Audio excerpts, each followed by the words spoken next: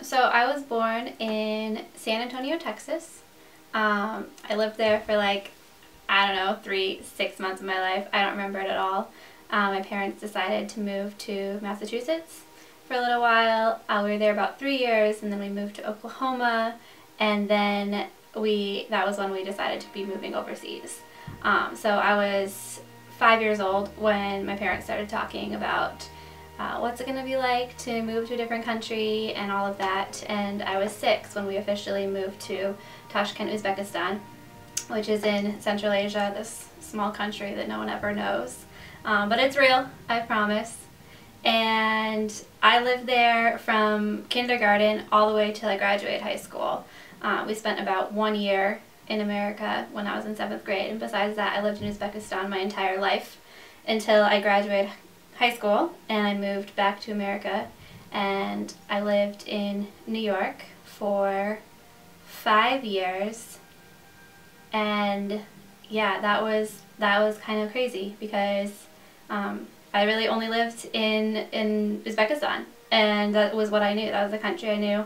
I'd visited America, but always been for vacation or for the summer or something like that. So learning to live in America and in American culture was definitely an experience, definitely a challenge.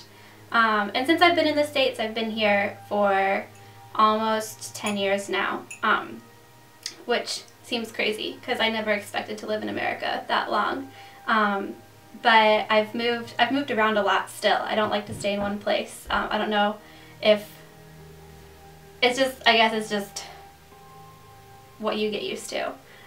So I lived in New York for 5 years, and then I moved to California to go to college, and I lived there for 3 years, and then I moved back to New York for another year, and right now I'm living in Boston, Massachusetts, just for a little while at my parents' house while I decide where to move to next. I like to joke that I live out of my car, but I kind of do.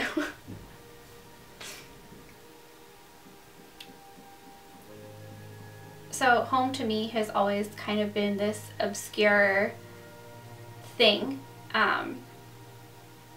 Around Christmas time, I always get really homesick, and I try to explain to people, like, it's not that I'm missing my family. It's not that I want to be, you know. They say, "Oh, but you're going home. You're going home for Christmas, aren't you?" And meaning like to my parents' house, and yeah, I am. I'm going home for Christmas to my parents' house. But the homesickness that I feel is this homesickness for the home that I grew up in, the people that I grew up around, the traditions and the memories that we have, the neighbors down the block that we would spend Christmas with, and the party that we would have at our house over New Year's Eve, and the things that become home, not the location. And that's a home that I can never go back to. It's not, my parents live in America now. My friends and my family and our community in Uzbekistan, it doesn't exist anymore. All of our friends left. They moved on. They went to college. They got kicked out of the country. Whatever, you know, things change. And sure, we can go back to that location, but it's never going to be the home that we knew it. And I think that's the hardest part about feeling homesick, is knowing that you're never going to be able to go back to what you think of as home. So this like sense of home has become really important to me, trying to understand what is home and what makes home. Silly things, like I'm living at my parents' house for a month. Or like no matter where I live, like it's important for me to create a space around myself that can mean home. Even if it's like my favorite coffee mugs or the fact that I have throw pillows, like for some reason that means home. That means that I have a place of stability in my life. And in this season of trying to decide like what's next and where am I going, I'm done with college, and I'm supposed to be starting a life, and I have this desire to, you know, to find stability, to find a home. I have a desire to buy a house, or, you know, have an apartment to call my own, to have that white picket fence life, but at the same time, it's something that I'm really fearful of, and it seems very uncomfortable to think, oh, like what if I plant my roots here, if I decide like this is the place I'm going to live, am I going to get stuck here? Am I still going to be able to travel? Am I going to have the freedom that I've known for so, like, really my entire life of having independence that you can't even describe, an independence of being able to travel, not just like walk down the street to a friend's house, but be able to travel the world and to experience different things. And it's such a difficult thing to comprehend, is this desire, a very deep desire for a home, and also a very deep desire for adventure, and for change, and for experiencing new things. So, I don't know. To me, I guess one of the biggest benefits, or the thing that I got out of being a third culture kid, and my favorite part of being a third culture kid, besides the travel and the experiences and all of that, is just the relationships and the friendships that I have in my life because of it.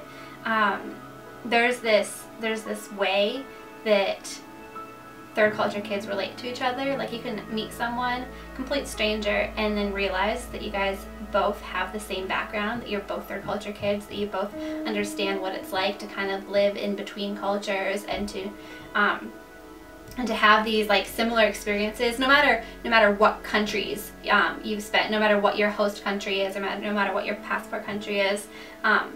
The fact that you're both third culture kids, you both exist within this third culture, that's what makes you find this instant connection.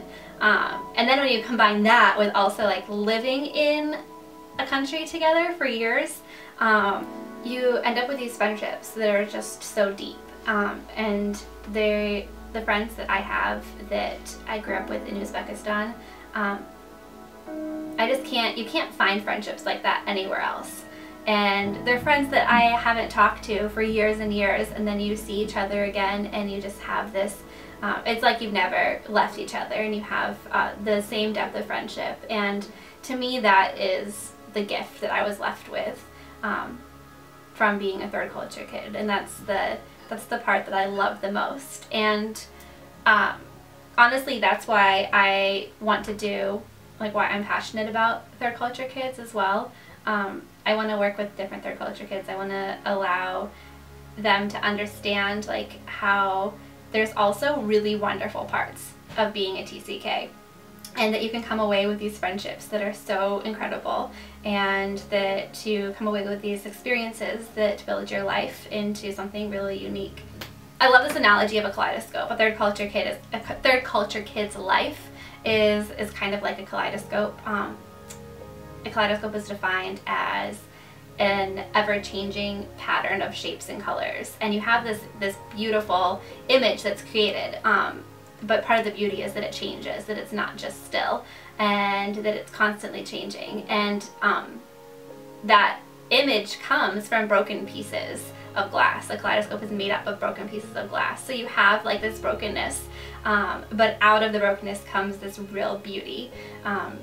And I just think that's a really wonderful way to describe third culture kids, that there's some challenges, yeah, that you can't lie about that, but there's an incredible pattern, this pattern of cultures and people, and a collection of homes that create each third culture kid into the unique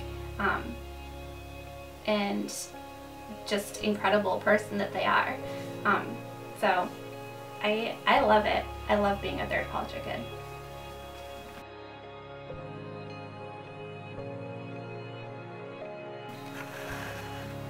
My name is Jessi Vance, and I am third.